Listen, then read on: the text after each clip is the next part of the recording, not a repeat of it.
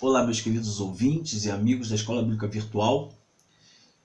Que bom vocês estarem aqui conosco mais uma vez. Obrigado por estar assistindo. Espero que esteja gostando e que esteja aprendendo, não só gostando, mas aprendendo, que esteja capacitando vocês no conhecimento teológico, bíblico, que é importante.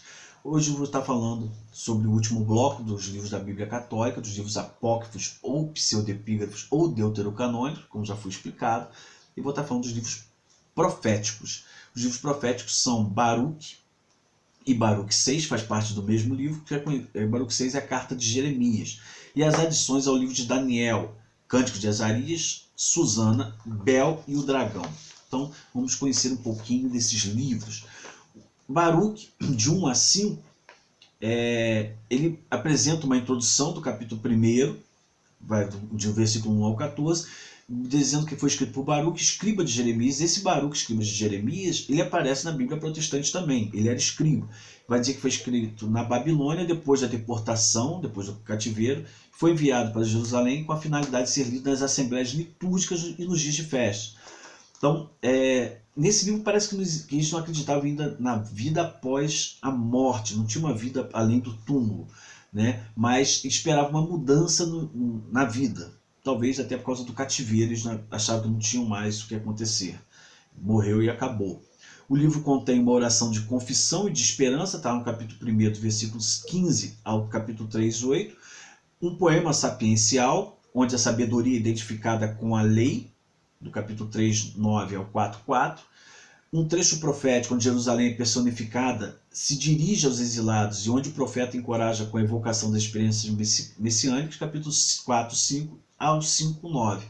E aí encerra o capítulo do 1 ao 5 de Baruque.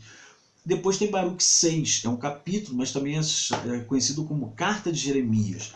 É uma carta apologética, uma dissertação em defesa contra o culto aos ídolos, desenvolvendo o estilo popular de temas que já são abordados em Jeremias 10, de 1 a 16, Isaías 44, de 9 a 20. Parece que é um reforço do que já tinha, né? E é uma pergunta: como admitir que deuses dessa espécie sejam verdadeiramente deuses? Ela é repetida 9 vezes apenas nessa carta. A idolatria que se refere é a da Babilônia, numa época mais tardia, mas que eles adoravam ídolos mesmo, né? E alguns acreditam que esse livro foi escrito somente no grego, então uma coisa mais recente, né? E em Macabeus, segundo Macabeus, capítulo 2, parece que faz uma referência a esse livro. Então era uma coisa que fazia parte da cultura, não aceitar a adoração a ídolos. É muito bom, tente ler, se você puder, pelo menos o capítulo 6, Baruque 6. Você vai ver que coisa fantástica, que escrita que tem, que orientação que tem para que as pessoas não adorem ídolos. Muito importante isso. Os outros livros proféticos têm as adições ao livro de Daniel. Por que adições? Porque vem no livro de Daniel, né, e vem ali em capítulos. São capítulos seguinte, o Cântico de Azarias é o capítulo 3, versículos 24 ao 90. Então veja que são bastante versículos. E é uma oração de Azarias de lamentação coletiva. Vai começar com louvor à grandeza e à justiça de Deus, continua com uma confissão dos pecados e termina com uma declaração da calamidade que o povo se encontrava. Tem um texto de prosa que trata de como se fez o aquecimento da fornalha de um anjo para que os 3 amigos de Daniel fossem jogados lá dentro, para que ficasse muito forte, né? E tem a oração dos jovens e um hino de louvor à onipotência de Deus pelo livramento ali da fornalha. Por isso, Cântico de Azarias. O outro livro, que é um capítulo também, é Susana, Daniel 13, né? Seria um capítulo após, que é uma história bem interessante. Susana, mais uma vez, uma mulher bonita, formosa e muito bela, que ela sempre tomava banho no jardim e os anciãos andavam pelo seu jardim. Esses anciãos, sabendo que ela era bela, sabendo que ela estava lá, eles tinham intentos de ter relações sexuais com ela. Um descobre o outro, escondido, vendo ela tomando banho. Então eles vão lá e vão querer negociar com ela para que ela pudesse ter relação sexual com eles. Ela não aceita, então eles vão acusá-la de adultério. Como eles eram anciãos, as pessoas iam confiar na sua palavra e ela é condenada à morte. Nesse momento, Daniel é tocado pelo Espírito Santo, ele ora, ele é chamado para julgar, ele é um juiz, ele é chamado para julgar, ele é tocado pelo Espírito Santo, então ele ora e Deus mostra então o falso testemunho deles, e aí os anciãos são mortos. Muito interessante isso, até porque mostra como a liderança judaica agia. Isso é uma crítica à liderança que existia na época. O que eles falavam, as pessoas não questionavam. Então, veja o que está acontecendo aqui, né?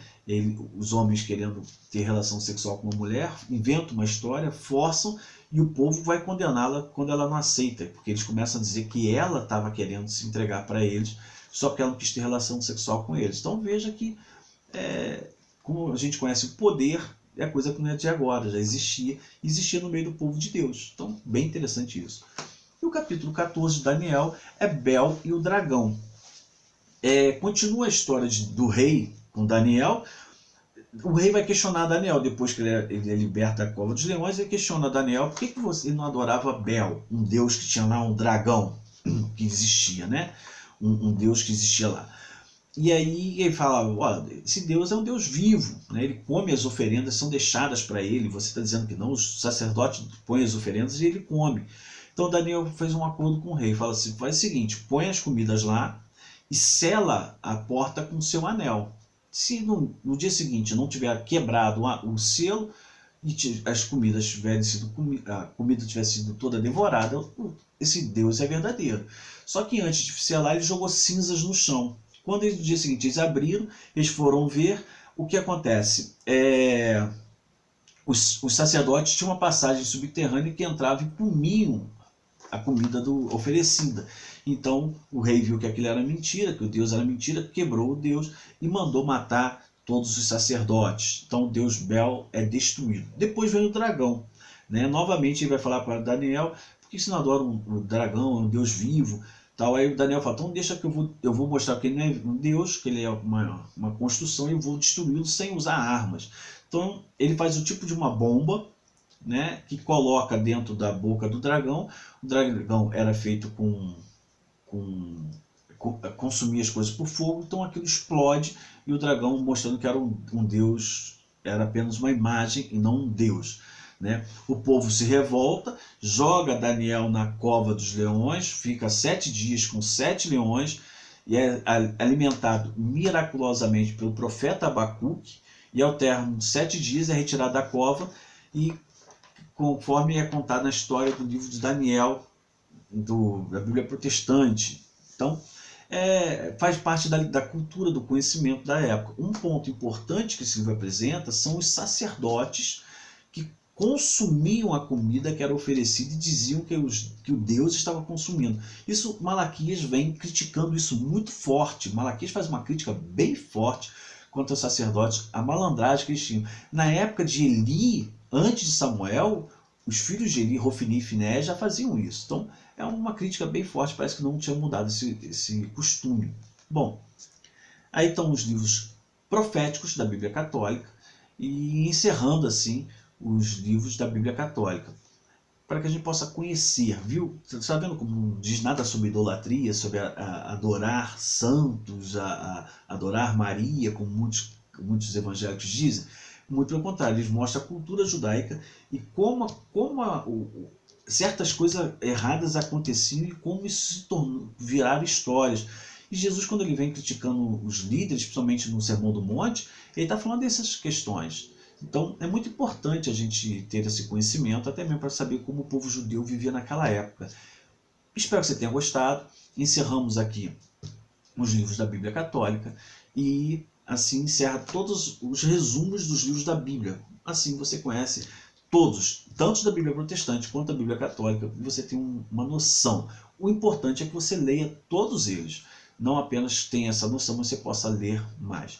Mais para frente eu vou fazendo outros vídeos que possam ajudar você a compreender mais a Bíblia, entender algumas passagens. Se você tem alguma dúvida, quer uma sugestão, alguma crítica, escreva aí, coloque aí, para que a gente possa interagir. É muito importante a sua participação. dê o seu likezinho, compartilhe, acione o sininho. Se você está no YouTube, se inscreva no canal. Se você não está no YouTube, você está no Facebook, se inscreva no canal do YouTube para ele aumentar. À medida que ele vai crescendo os números de inscritos, as pessoas vão tendo mais acesso a ele, ok? A ideia é sempre estar divulgando mais e ajudando as pessoas. E se você botar alguma dúvida, se você quiser um estudo específico, coloca aí. Eu vou trabalhar e vamos fazer um estudo para você, ok? Também vão ter estudos aí em slides, coisas que você vai conhecer melhor, tá bom? Espero que você tenha gostado e vamos ver o próximo estudo qual será, ok? Um abraço e até o próximo.